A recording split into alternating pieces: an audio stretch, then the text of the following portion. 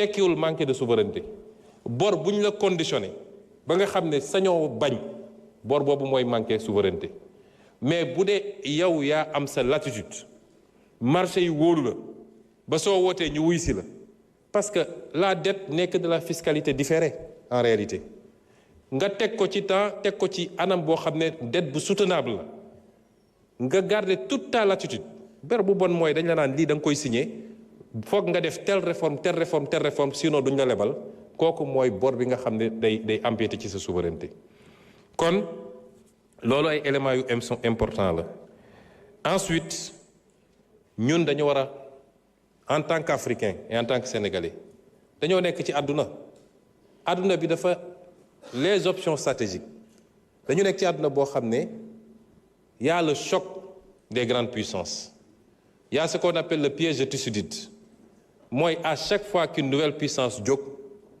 beneen puissance bi fi newoon ni muy réagirait par rapport ak puissance boobu études yi ñuy def mooy ci 16 cas yi ñu étudier dans l'histoire de l'humanité les 12 dafa mujjee ci guerre fi mu ne nii amagul te ñu ngi ñaan yàlla bu mu am waaye guerre économique déclenché na ñun les petits pays comme le Sénégal ban stratégie dañoo war a am pour capter les dividendes de cette guerre économique qui se déclenche parce que am nañu toutes les options et tout le potentiel qu'il faut l'Afrique doit être le prochain moteur de l'économie mondiale pendant ces 30 ans ça a été la Chine gis nañu essoufflement Afrique suñu régler problème mu évidemment la stabilité dans les pays la sécurité l'instabilité politique qu'il y ait un minimum de consensus entre nous et c'est pourquoi j'en appelle à l'opposition parce que fii y a pas matière à opposer fii amul lu ñu fi opposé fi ñu fekk réew mi def xayma bi ne Sénégalais lii moo fi nekk gisuma ku ci war a opposé mais da ngay gis koo xam ne sax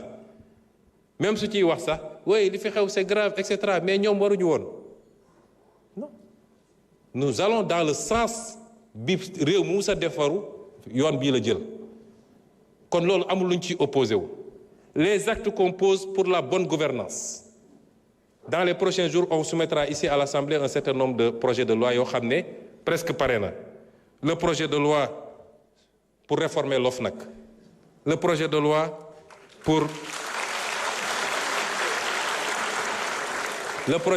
pour les lanceurs d'alerte le projet de loi pour l'accès à l'information parce que citoyen bu nekk war na mun a am accès à l'information qu'est-ce que le Premier ministre fait qu'est-ce que tel ministre fait qu'est-ce que tel directeur général fait le projet de loi pour la déclaration de patrimoine ñu généraliser ko ba képp ku yor responsabilité publique ñu xam lan nga yor mais loolu est-ce que am na matière à opposition les options yi ñu jël stratégiquement pour jëlaat suñu souveraineté économique est-ce que am na matière à opposition kon ñu bàyyi fi loolu yépp bëgg a entraîner le pays dans des débats de personnes à une certaine opposition je dis que la haine ne peut pas être un moteur politique surtout la haine dirigée contre une personne qui vous a rien fait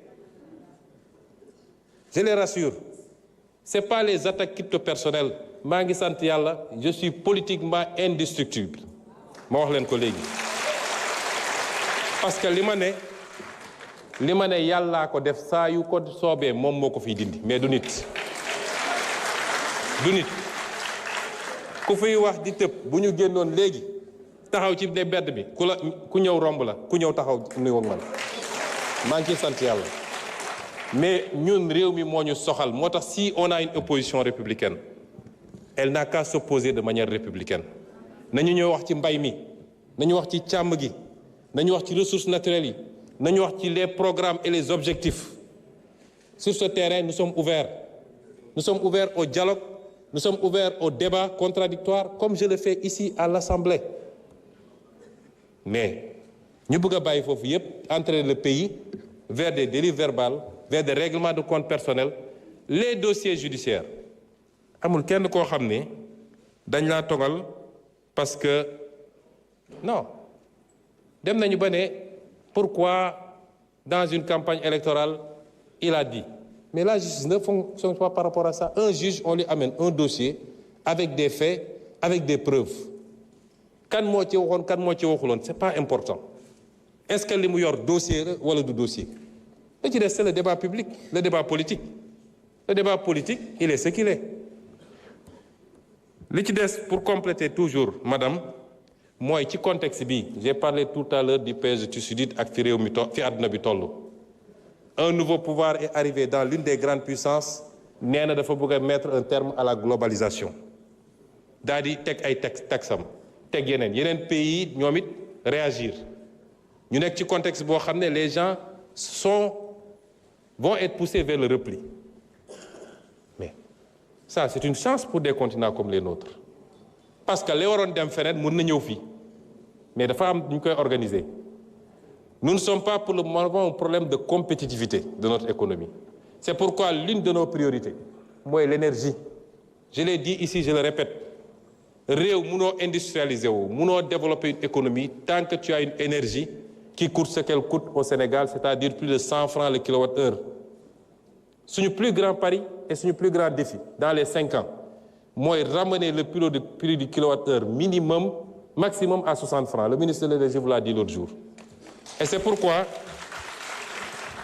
nous avons dit suñu gaz bi mënuñu ko bàyyi mu génn noonu gaz bi suñu priorité mooy luñ ci mën a andi mettre toutes nos centrales au gaz, faire de nouvelles centrales au gaz. Je vous ai dit à l'origine 2050, on a un objectif de 10 000 kWh, 10 000 MW. On a produit 1800 aujourd'hui. Imaginez le gap. Le solaire ne pourra pas tout combler. moo tax ñu ne suñu oléoduc bi suñu gazoduc bi war a andi gaz bi fii mooy suñu priorité. L'énergie est une question de sécurité nationale même. Et c'est pourquoi, en dehors de l'aspect économique, il y a l'aspect domestique.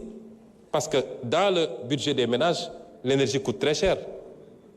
moo tax dégg ngeen coow Central West Africa Energy bi. Quand je suis arrivé, j'ai dit au président, je prends en main ce dossier.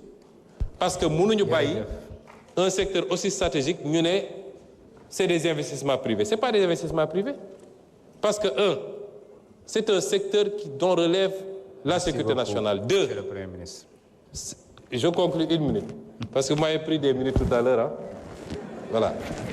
Deuxièmement, c'est un secteur boo xam ne dans ces projets-là, c'est fait sous le couvert du contenu local. moom ay avantages yu ñuy teg. L'État garantir ni moom mooy jënd la totalité de la production à travers la Sénélec. Et pour cela, l'État joxe sa garantie souveraine. Tu as 280 milliards d'investissements, l'État joxe sa garantie souveraine. Si la Sénélec faillit, c'est l'État qui paye. Et on me dit que c'est un projet strictement privé. Et c'est pourquoi on a pris en main ce dossier et nous sommes en train de faire ce que nous devons faire avec le bailleur, avec la société qui construit le truc. J'ai reçu tout le monde, on a discuté. Et on va sauver ce projet, on va sauver tous les autres projets. C'est une nécessité.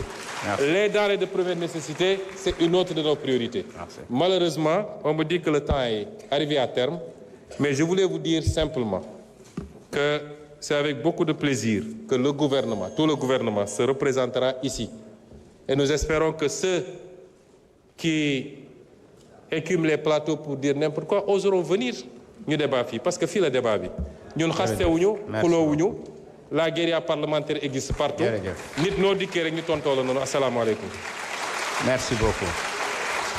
c'est bon je suis là. mbokk yi yegg nañ ci njeexitalu jotaay bi balaa ñuy yëkkati jotaay bi rek ma bëggoon ci turu assemblée nationale ñu yeesalaat suñu njaal jëmale ko ci communauté Layène waaye jëmale ko aussi ci mbooleem ñi ŋànk justice bi.